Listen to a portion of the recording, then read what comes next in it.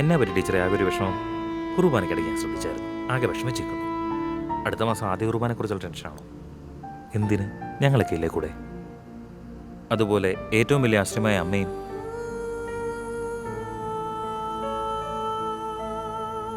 അതല്ല അച്ചോ, നമ്മുടെ തോമസ് ഏട്ടൻ്റെയും എലിസബത്തിൻ്റെയും മോളില്ലേ ഏഞ്ചൽ, അവളും ഉണ്ട് ഇപ്രാവശ്യത്തെ ആദ്യ കുർബാന സ്വീകരണത്തിന്. എനിക്കറിയാം. അവൾക്ക് എന്നെ പറ്റി അച്ഛൻ ഓർമ്മയില്ലേ? ഒരു മാസം മുമ്പ് അവൾ വേദപാഠ ക്ലാസ്സിലൊന്ന് തല ഇറങ്ങി വീണായിരുന്നു. ഇതാ ഇപ്പോൾ 2 ആഴ്ച മുമ്പ് സ്കൂളിലൊന്ന് തല ഇറങ്ങി വീണച്ചാ. എന്നിട്ട് ഹോസ്പിറ്റലൊന്നും കാണിച്ചില്ലേ? കാണിച്ചാ. ഡോക്ടർ എന്നാ പറഞ്ഞു? ആ കുഞ്ഞിൻ്റെ ഹാർട്ടിൻ്റെ വാൽവിൻ്റെ തകരാറാണെന്നാണ് ഡോക്ടേഴ്സ് പറയുന്നത് അച്ചോ. എമർജൻസി സർജറിക്ക് വേണ്ടി ഈ ആഴ്ച തന്നെ അഡ്മിറ്റ് ചെയ്യണമെന്നാണ് പറഞ്ഞിരിക്കുന്നത്. അച്ഛ 10% പോലും വിജയസാധ്യതയില്ലെന്നാണ് ഇപ്പോൾ ഡോക്ടേഴ്സ് പറയുന്നത് അച്ഛാ. അമ്മേ, ആ പിഞ്ചു പൈതലിനെ വെച്ച കുടുംബത്തെ പരീക്ഷിക്കുകയാണോ നീ?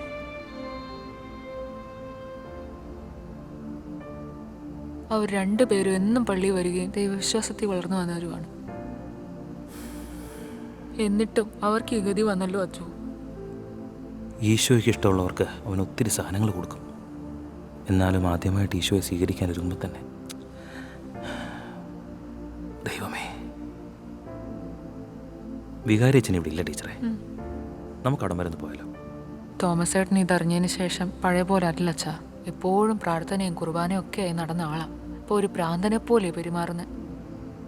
നമ്മളവിടെ ചെന്ന് കഴിയുമ്പോൾ എങ്ങനെ പെരുമാറുമെന്ന് നമുക്ക് തന്നെ അറിയില്ല അച്ഛാ. അതൊന്നും സാരമില്ല ടീച്ചറെ. എന്നാലും നമുക്ക് അവിടെ മരുന്ന് പോകാം.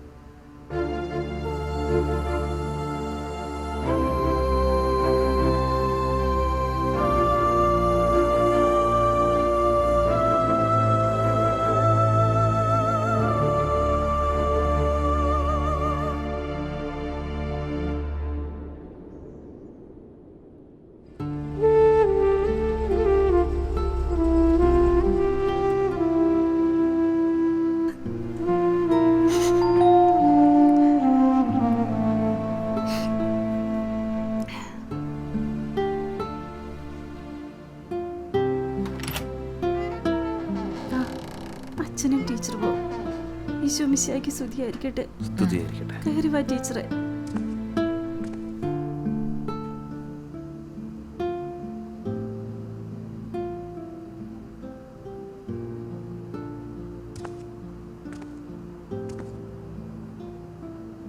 വേണ്ട വേണ്ട, കിടന്നു. ഈശോ മിശിഹായ്ക്ക് സ്തുതിയായിരിക്കട്ടെ അച്ഛ. എപ്പോഴും എപ്പോഴും സ്തുതിയായിരിക്കട്ടെ.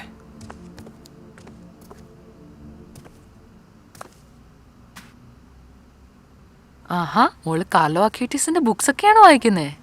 ആ ടീച്ചറല്ലേ പറഞ്ഞ കാറ്റേഴ്സം ക്ലാസ്സിൻ്റെ അകത്ത് സയൻസിൻ്റെ ബുക്സ് വായിക്കണമെന്ന്?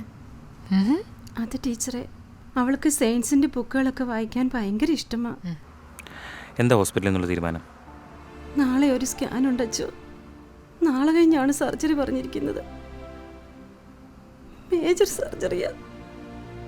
10% പോലും വിജയസാധ്യത പറഞ്ഞിട്ടില്ല അച്ചോ.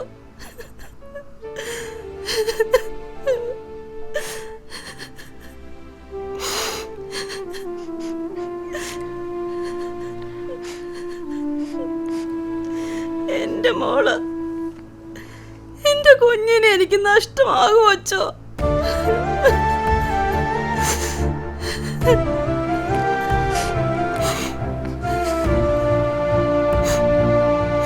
എലിസബത്തെ, നമ്മുടെ ജീവിതഭാരങ്ങളും വേദനകളും ഒക്കെ നമ്മൾ എവിടെയാണ് സമർപ്പിക്കുന്നത്? എല്ലാം തൻ്റെ സ്നേഹം കൊണ്ട് രൂപാന്തരപ്പെടുത്താൻ കഴിയുന്ന ഈശോയുടെ കരങ്ങളിലല്ലേ?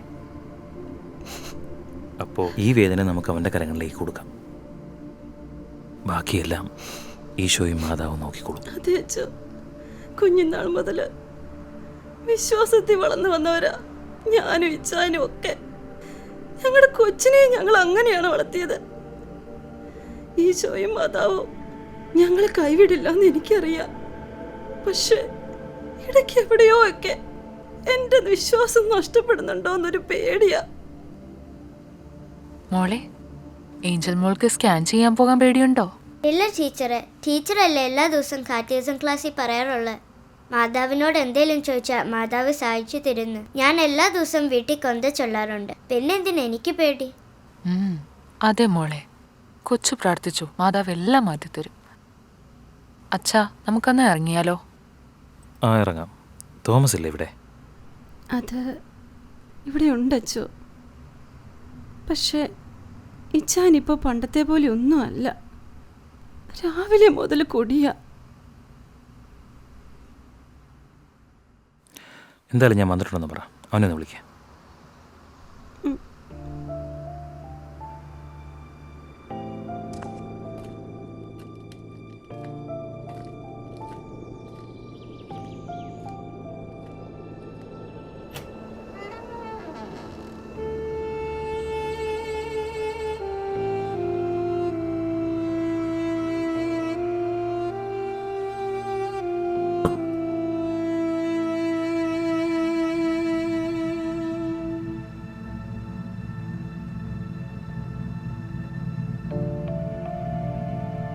ഇച്ചായ, ഇച്ചായ, അച്ഛനും ടീച്ചറും കാണാൻ വന്നിരിക്കുന്നു. എന്തിന്?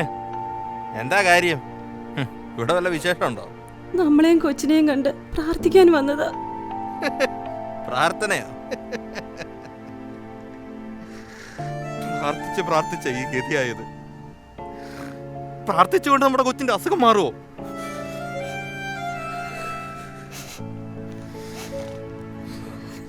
പ്രാർത്ഥന കൂടിപ്പോയതുകൊണ്ടാ. സഹനമാണത്രേ സഹനം.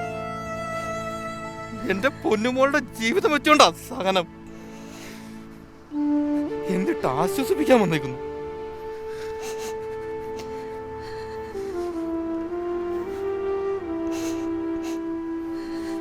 ഇവനൊക്കെ എപ്പോഴും പറയാറുണ്ടല്ലോ, കടലിന് മീതെ നടക്കുന്നവനാണ് മരിച്ചു പോയതിനെ ഉറപ്പിക്കുന്നവനാണെന്നൊക്കെ. ഇവനോട് നമ്മുടെ പൊന്നുമോളുടെ അസുഖം ഒന്ന് മാറ്റാൻ പറ.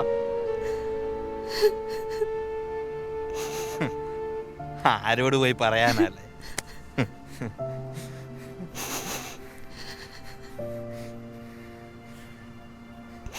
ഇതൊന്നുമില്ലെങ്കിൽ രോഗശാന്തിയുടെ ആൾക്കാരല്ലേ?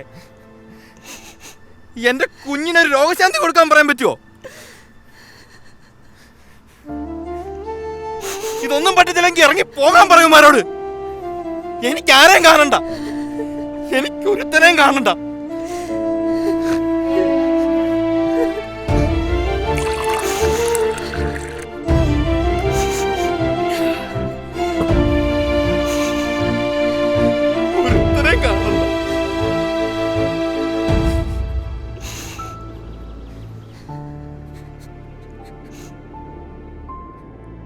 സാരമില്ല.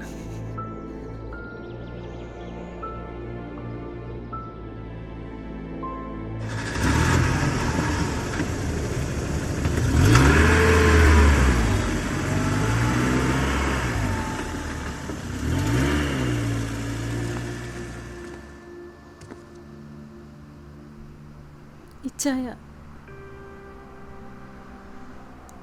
ഇച്ചായൻ എന്താ ഇങ്ങനെ? ഒരച്ഛനോട് ഇങ്ങനെയൊക്കെ സംസാരിക്കാമോ? എനിക്കിനി അച്ഛനും വേണ്ട, പള്ളിയും വേണ്ട. ഇവർക്കൊക്കെ എന്റെ കുഞ്ഞിനെ സുഖാക്കാൻ പറ്റുമോ?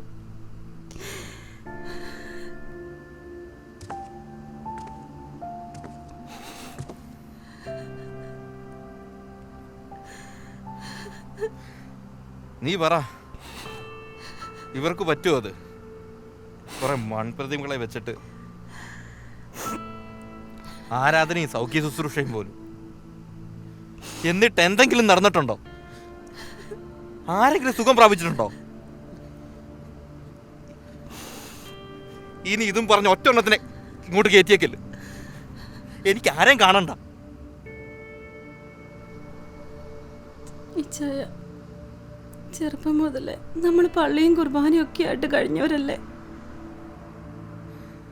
എന്നിട്ട് നമുക്കോ? ഇച്ചായ, ഇപ്പോഴല്ലേ കൂടുതൽ പ്രാർത്ഥന നമുക്ക് വേണ്ടത്? കാൽവരി മലയില് സ്വന്തം പുത്രനെ കുരിശിലേറ്റി കൊന്നപ്പോ ആ അമ്മ അനുഭവിച്ച വേദനയില്ലേ? ആ വേദനയോളം ആവില്ല നമ്മുടെ ഈ വേദന. ആ അമ്മയെ പോലെ ഒരു അമ്മയാ ഞാനും. നമ്മുടെ മാതാവ് നമ്മോടൊപ്പം ഉണ്ടാവും ഇച്ചായ.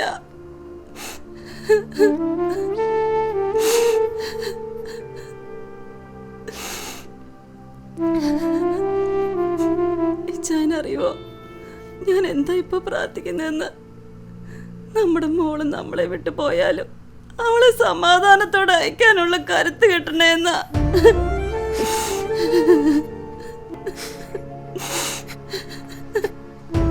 ചായ, അവളിപ്പോ ചോദിക്കാറുണ്ട്, പപ്പ എന്നാ നമ്മുടെ കൂട്ടത്തിൽ കുരിച്ച് വരയ്ക്കാൻ വരാത്തതെന്ന്.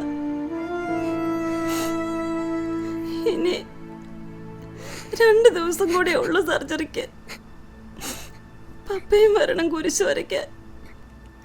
ചിലപ്പോ അത് കഴിഞ്ഞ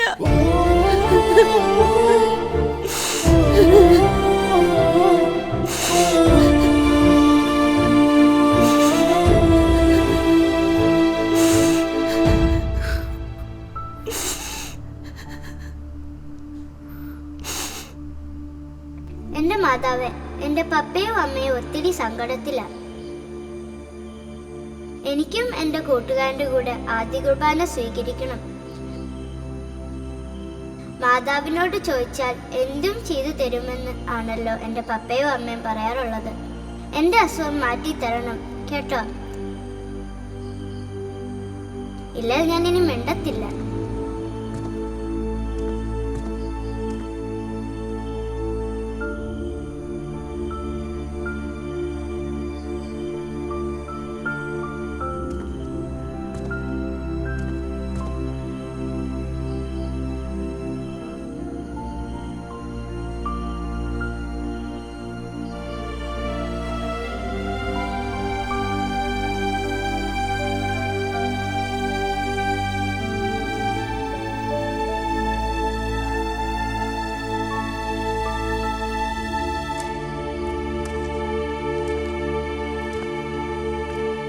പപ്പ, ഇന്ന് എൻ്റെ അടുത്ത് കിടക്കാൻ വരുവോ? മോള് പൊക്ക മോളെ, പപ്പ വന്നേക്കാട്ടോ.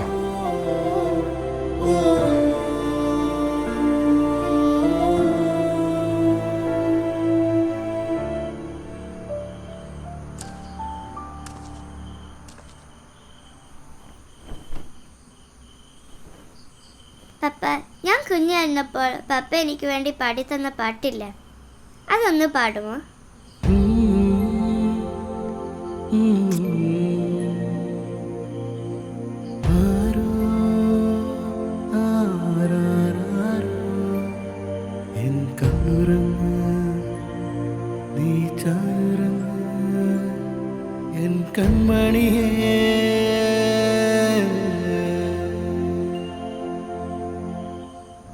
അമ്മേ, അമ്മേ, അമ്മേ.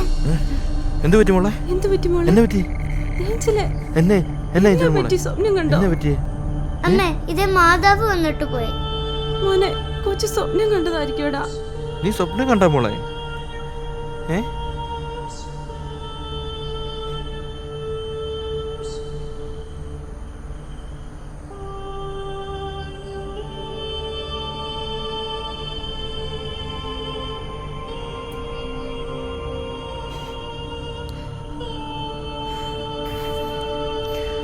സാരയില്ല കൊച്ചേ, നീ സ്വപ്നം കണ്ടതാ, ഒരു കുഴപ്പമില്ല കേട്ടോ. കൊച്ചു കിടന്നുറങ്ങിക്കോ. അല്ല പപ്പ, ഞാൻ ശരിക്കും കണ്ടതാ. ഇപ്പോഴും ഇവിടെ റോസാപ്പൂവിന്റെ മണമുണ്ട്. മോൾ ഉറങ്ങിക്കോടാ, ഒത്തിരി സമയമായി. നാളെ നമുക്ക് ആശുപത്രിയിൽ പോകേണ്ടതല്ലേ?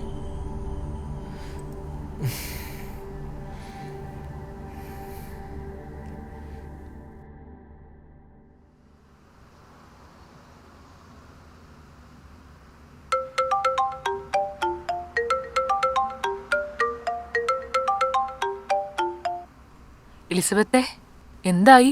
സ്കാൻ കഴിഞ്ഞു ടീച്ചറെ. ടീച്ചറെ, ഇന്നത്തെ സ്കാനിൽ നമ്മുടെ കൊച്ചിന് ഒരു പ്രോബ്ലം ഇല്ല ടീച്ചറെ. സ്കാനിന്റെ അകത്ത് വാൾവിന് ഒരു പ്രശ്നവും കാണിക്കുന്നില്ല. എന്റെ മാതാവേ, ശരിക്കും സത്യമാണോ ഇത്? ടീച്ചറെ, നമ്മുടെ കൊച്ചിന് ഒരു കുഴപ്പമില്ല ടീച്ചറെ. ഡോക്ടർ പറഞ്ഞത് ഇതൊരു മിറാക്കിൾ ആണെന്നാണ്. അവർക്ക് വിശ്വസിക്കാൻ പോലും പറ്റുന്നില്ലെന്ന്. ടീച്ചറിന് അറിയാമോ, ഇന്നലെ ഏഞ്ചൽ മോള് പറയുവാ അവളുടെ അടുത്ത് മാതാവ് വന്നെന്ന്. എന്റെ അമ്മേ, ഞാൻ എന്തൊക്കെയാ കേൾക്കുന്നത്? അവൾ എന്തിയെ? അവളുടെ കയ്യിലൊന്ന് കൊടുത്തേ എലിസബത്തെ. മോളെ ടീച്ചറാ സംസാരിച്ചേ. ഹലോ ടീച്ചറെ, ഞാൻ ഇന്നലെ കണ്ടത്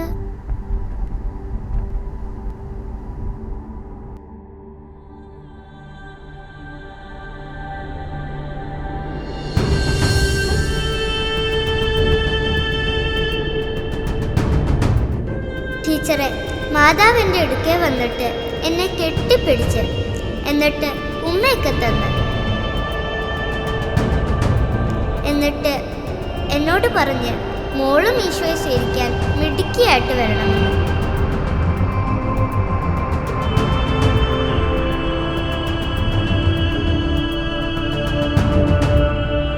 എന്റെ എലിസബത്തെ, എന്തൊക്കെയാണിത്? അത് ടീച്ചറെ, അവള് പറഞ്ഞപ്പോ എനിക്ക് വിശ്വാസം തോന്നിയില്ല. വിശ്വസിക്കണം എലിസബത്തെ, വിശ്വസിക്കണം നമ്മൾ. ആ കുഞ്ഞിന്റെ വിശ്വാസ അവളെ രക്ഷിച്ചത്. ആ അമ്മയ്ക്ക് കഴിയാത്തതൊന്നുമില്ല എലിസബത്തെ. ഒരു കുഞ്ഞു വിശുദ്ധയായി അവളെ ഇനി വളരാൻ നമുക്ക് പ്രാർത്ഥിക്കാം.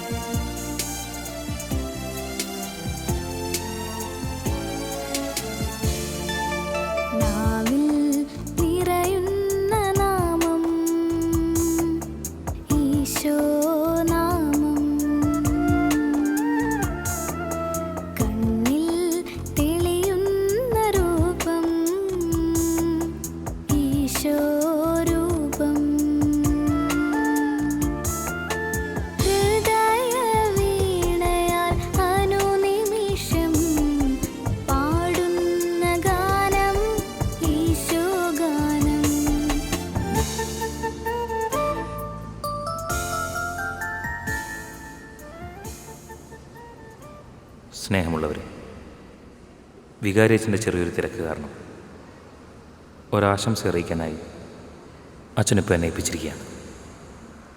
വിശ്വാസമാണോ അവിശ്വാസമാണോ വലുത് എന്നൊരു വലിയ ചിന്താഗതി നിറഞ്ഞു നിൽക്കുന്ന കാലഘട്ടത്തിൽ കൂടിയാണ് നാം കടന്നു പോകുന്നത്. വിശ്വാസ ജീവിതത്തിൻ്റെ മഹത്വവും ഉൾക്കാഴ്ചയുമൊക്കെ ലൗകിക സുഖങ്ങളിലും കാഴ്ചപ്പാടുകളിലും മാറി മറിയുന്നൊരു കാലം. നമുക്കൊരു വീഴ്ച വരുമ്പോഴോ അല്ലെങ്കിൽ വേദന മാത്രം വരുമ്പോഴോ ദൈവത്തെ രക്ഷകനായും താങ്ങായും തണലായും വിളിക്കുന്ന സമയം, എന്നാലും പ്രശ്നങ്ങളൊന്നുമില്ലാതിരിക്കുന്ന സമയത്ത് സഭയും ദൈവവും പള്ളിയും ഒന്നും വേണ്ട, എല്ലാത്തിനെയും വീടിന് പുറത്താക്കി കഥ കടയ്ക്കുന്നൊരു കാലം. പക്ഷേ ഇതൊന്നും ഓർക്കാനോ മനസ്സിലാക്കാനോ ചിന്തിക്കാനോ പോലും പ്രാപ്തിയാകാത്ത ഒരു കൊച്ചു വിശ്വാസിയുടെ സഹനത്തിൻ്റെ, ആ വിശ്വാസത്തിൻ്റെ അതിജീവനത്തിൻ്റെ ഒരു സാക്ഷ്യപത്രം, അതാണ് ഞാൻ നിങ്ങളുമായി പങ്കുവെക്കാൻ ആഗ്രഹിക്കുന്നത്. നമ്മുടെ തോമസ് ഏട്ടൻ്റെയും എലിസബത്തിൻ്റെയും മകൾ ഇന്ന് നമ്മുടെ വികാരിയച്ഛൻ്റെ കയ്യിൽ നിന്നും ഈശോയെ സ്വന്തം ജീവിതത്തിലേക്ക് അപ്പത്തിൻ്റെ രൂപത്തിൽ സ്വീകരിക്കുന്നതിന് എത്രയോ മുമ്പ് ആ ഈശോയുടെ അമ്മയെ നേരിട്ട് കാണുകയും ആ അമ്മയുടെ തലോടൽ അനുഭവിച്ചറിയുകയും ചെയ്ത നമ്മുടെ പൊന്നുമോൾ. വ്യക്തിപരമായി ഏഞ്ചൽ എനിക്ക് ഏറ്റവും പ്രിയപ്പെട്ടൊരു കുഞ്ഞ് തന്നെയാണ്. പക്ഷേ അതിലുപരി ഞാൻ കാണാൻ ആഗ്രഹിച്ച, ഒരു വട്ടമെങ്കിലും ഒന്ന് കെട്ടിപ്പിടിച്ച് ഒന്ന് പൊട്ടിക്കരയാൻ ആഗ്രഹിച്ച എൻ്റെ അമ്മ, എൻ്റെ പരിശുദ്ധ കന്യാമറിയം. ഈ മോളുടെ വിശ്വാസ ജീവിതം നേരിട്ട് കണ്ട് രോഗശാന്തി നൽകിയ ഒരു കുഞ്ഞു വിശുദ്ധയാണ് എൻ്റെ മുൻപിൽ ഇന്ന് ദിവ്യകാരുണ്യം സ്വീകരിച്ച നമ്മുടെ കുഞ്ഞ് ഏഞ്ചൽ.